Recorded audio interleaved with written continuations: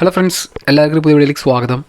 Wild card entries ഒക്കെ തന്നെ ഹൗസിലേക്ക് കയറി കഴിഞ്ഞു. അവർ ഓരോരുത്തരും അവരുടെ രീതിയിലായ മത്സരാർത്ഥികളെ ടാർഗറ്റ് ചെയ്യാനുള്ള തന്ത്രപ്പാടിലാണെന്ന് നമുക്ക് പ്രൊമോ കാണുമ്പോൾ മനസ്സിലാവുന്നുണ്ട്.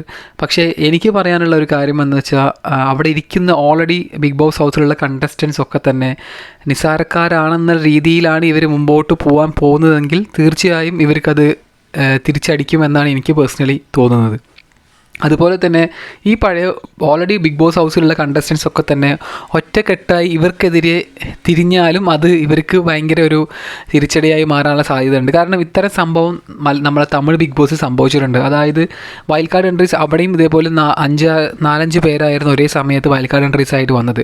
ആ സമയത്ത് വേറിട്ട് നിന്നിരുന്ന ഹൗസ്മേറ്റ്സ് ഒറ്റക്കെട്ടായി മാറുന്ന ഒരു സംഭവം ആ ഒരു സീസണിൽ നടക്കുന്നത് നമ്മൾ സംഭവിച്ചു. അതിന് പിടിച്ചു നിൽക്കാൻ കുറച്ചൊക്കെ കഷ്ടപ്പെട്ടു തീർച്ചയായിട്ടും വൈൽഡ് കാർഡ് എൻട്രീസ്. അതിൽ 1-2 പേരാണ് അവിടെയും പിടിച്ചു നിന്ന് ഫൈനലിൽ വരെ എത്തി ഫൈനലിൽ കപ്പ് നേടുന്ന ഒരു സംഭവമൊക്കെ നമ്മൾ കഴിഞ്ഞ സീസണിൽ കണ്ടിരുന്നു.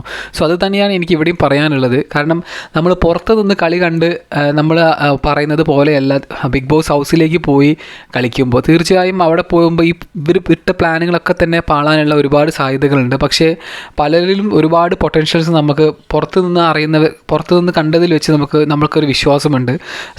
അത് തീർച്ചയായും അവർക്ക് അവിടെ നല്ല രീതിയിൽ തന്നെ ഗെയിം കളിച്ച് മുമ്പോട്ട് പോകാൻ പറ്റുന്നതിന് സാധിക്കുന്നു. പക്ഷേ നേരെ കയറിയോടനെ എല്ലാവരെയും ഇട്ട് ടാർഗറ്റ് ചെയ്യാൻ നിന്നാൽ അത് തിരിച്ച് പണി അവർക്ക് തന്നെ ചോദിച്ചു വാങ്ങുന്ന രീതിയിലായും പോകുമെന്നാണ് എനിക്ക് പേഴ്സണലി തോന്നുന്നത്. എന്തായാലും നമുക്ക് കണ്ടറിയാം ഇന്നത്തെ 24/7 എന്തൊക്കെയാണ് നടക്കാൻ പോകുന്നതെന്നൊക്കെ.